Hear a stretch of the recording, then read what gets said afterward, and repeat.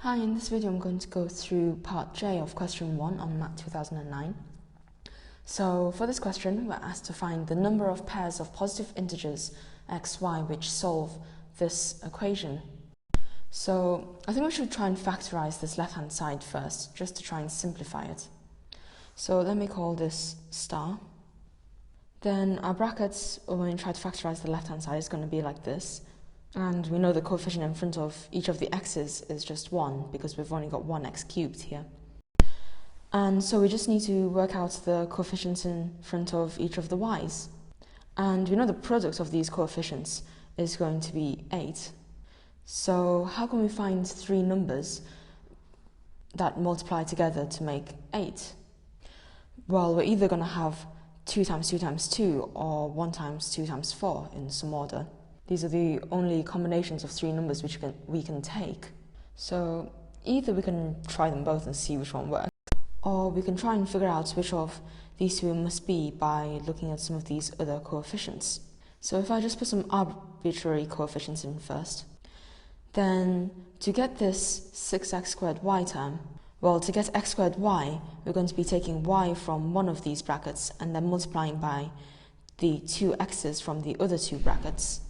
And we'll be doing that for y coming from each of the three brackets. So to get the x squared y term, when we expand these brackets, then we see what we get is ax squared y plus bx squared y plus cx squared y.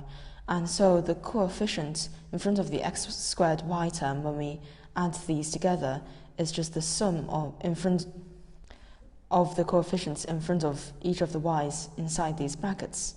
And so we know whatever these coefficients are, they're going to sum up to 6. And we see that 2 plus 2 plus 2 is 6, but 1, 2, and 4 don't work. So our factorization is going to be x plus 2y times x plus 2y times x plus 2y. And you can expand this out and check that it matches this left-hand side if you want. But now we see that star is going to become x plus 2y cubed equal to 2 to the power of 30. And that's quite nice because now we can just take cubed roots of both sides. And because cubing is a one-to-one function, we don't have to worry about getting negatives or anything like that, like we do when we take square roots. So if I just cube root, then we see that x plus 2y must equal 2 to the power of 10.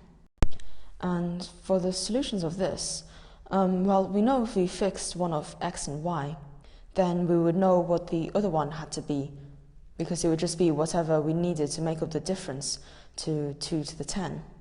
So let's say we fix 2y, because we know it has to be even, so there's fewer choices for what this can be. We see that 2y can be any even number between 2 and 2 to the 10 minus 2. We know it can't be 0 because y must be positive. And we also know it can't be 2 to the 10 because x must be positive. And if 2y were 2 to the 10, then we would need x equals to 0.